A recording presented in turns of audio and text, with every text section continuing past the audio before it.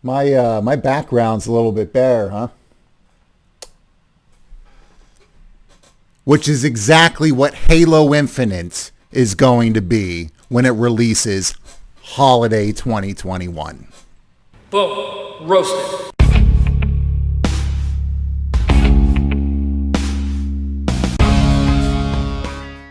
What's going on, everybody? Back with another video this week and undergoing here a little bit of construction as we work on the studio. And if you're new here, my name is BauerKillz. I've got 32 years of consecutive day-to-day gaming XP, and I am the Anti-Shill. My goal is to be an objective source of truth for you, to cut through that wave of BS that exists in this industry in a world where objectivity and honesty is as rare to find as a legitimate fan of Superman 64.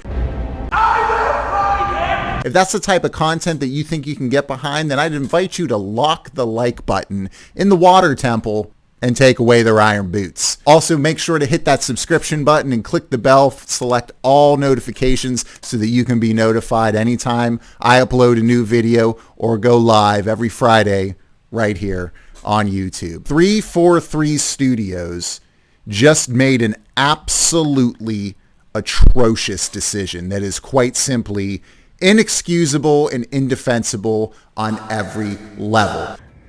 What is it? It's a suck zone. Let me be clear.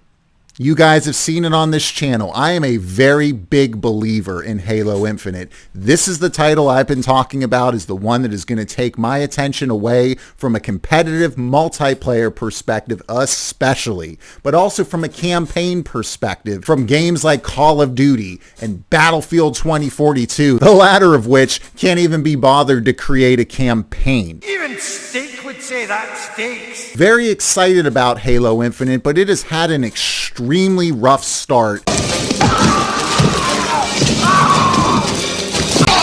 I am always going to be honest with you guys, regardless of brand affiliation or the particular titles and companies that I like. I will call things as I see them. And this is absolutely ridiculous. So essentially, here's what's going on. 343 Studios confirmed a couple of days ago that Halo Infinite is going to release without campaign co-op or Forge.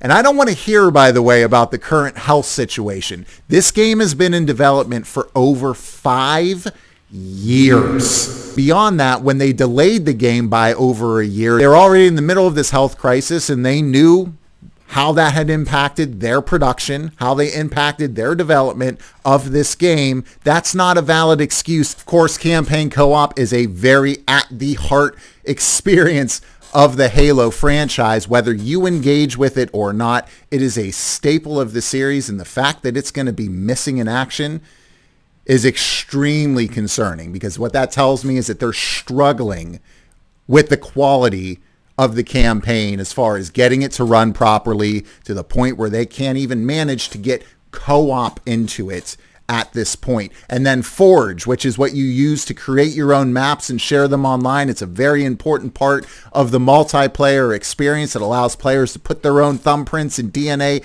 into the Halo lifecycle and actively share it amongst their friends in the community. Yeah, that's not coming either until Season 3 of Halo's multiplayer. Guys, there's no way that you can spin this, that this is anything other than a terrible decision by 343 Studios.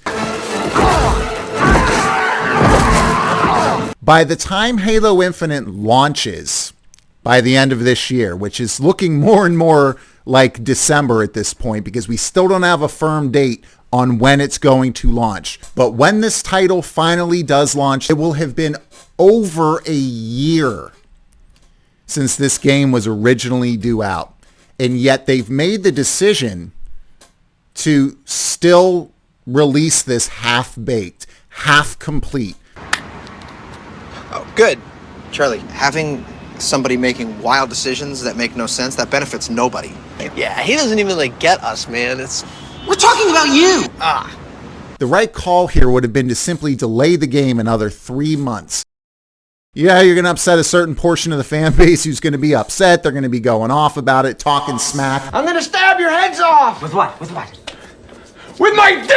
Because I'm a madman! And they're still going to come back around those 3 months later and buy the game anyway. Except this time, the game would be fully featured and would be delivering on the high quality content that we were told would be in this title. This is something that really gets to the heart of an absolute blight in this industry, and something that we as consumers and gamers in the community have also actively allowed and encouraged to fester, myself included. We'll get into that in a minute. Seriously, developers and publishers, can you stop doing this? Can you stop over-promising and under-delivering? This has become the norm in this industry, and I am so sick and tired of seeing it. I know, I hear you. You say that, but I don't think that you're gonna stop. I get it though, man. That's right.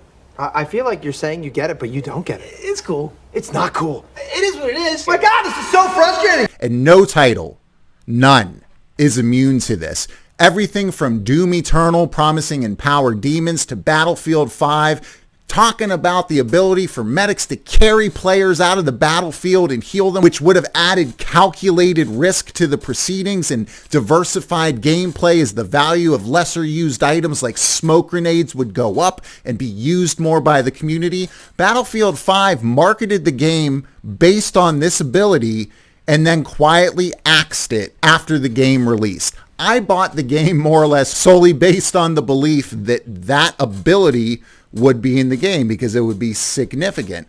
And yet we find another example of a developer and a publisher who talked about a feature that never ended up making it into the game, and yet people still shelled out money. And that's where some of these problems come in. The worst developers out there will intentionally overpromise on game modes and experiences and show off their footage on stages at E3 and various games cons, making their game look like something it's not to artificially boost those sales. And then once they've got consumers' money in their pockets, they decide we're not going to deliver on what we said we were going to deliver.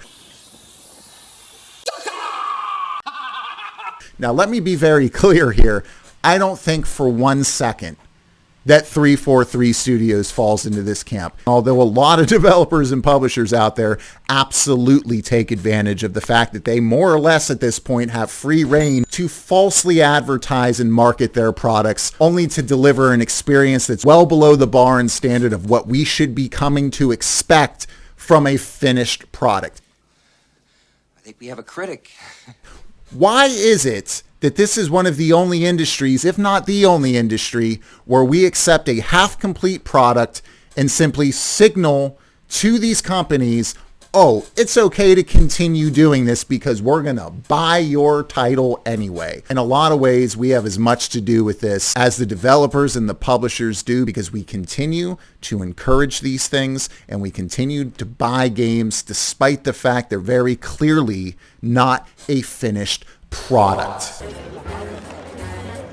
Why are you yelling at me? And listen, I have lots of culpability there too. Up until a couple of years ago, I would still buy a game knowing very full well that it probably wasn't going to be a completed product at the end of the day. But what's ended up happening here, and what's upsetting, is the fact that developers and publishers over the last 10 years or so, if not more, has successfully managed to lower the bar of what is acceptable as a product and what they can get away with doing as a result of it.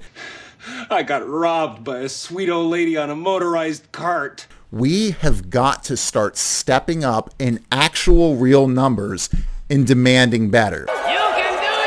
And listen, guys, this is something that I'm very passionate about. Accepting a substandard product is bringing the entire industry down, allowing developers and publishers free reign to do whatever they want to do to artificially boost their sales. We don't have to accept this, but so many of us just simply buy the game anyway. And we really need to, in numbers, step up and demand better from these companies. I mean, listen, guys, do I still believe in Halo Infinite? Absolutely, I do. I think at some point the game is going to be excellent. The right move would have been to delay this into Q1 2022 or even Q2 if needed. I mean, listen, however you want to look at this, Microsoft and 343 Studios, they cannot afford to screw this game up with how big and how anticipated this game is. I mean, Master Chief, man, is a mascot for the Xbox brand. And honestly, Halo has not been the same over the last couple of releases, and how important it is for Microsoft to start gaining on Sony in that exclusivity race. This is absolutely imperative that when they release this game, it has got to be firing on all cylinders. They've got to knock it out of the park with the expectations that are on it. And hearing that they can't, with an over 1 year delay and almost 6 years of development time and an enormous budget, That's a huge bitch. get even campaign co-op to work by launch, and they're just not going to release Forge for another probably 6 months or so. Guys, that is not a good sign at all. And I'm starting to understand now why they haven't put an actual firm release date on there. I don't think the game is stable right now. I get the sense that campaign is not ready to go. And that is really, really bad news for Microsoft. Very bad news for this franchise. We'll see how it plays out. It's possible they release the game. Campaign ends up being awesome, albeit not being able to be played with a friend on the couch. Why don't I stretch out? Or online, and then multiplayer will be an absolute blast that brings Halo back to its golden days. But I'm not getting those warm fuzzies right now as I look at this objectively. It's just, it doesn't feel like a good situation. And listen, you can never really surpass that initial reaction when a game is released. Something that's clearly not ready, that even if it improves over time, the game is forever marked. It's forever scarred. Take this quarter. Go downtown and have a rat gnaw that thing off your face.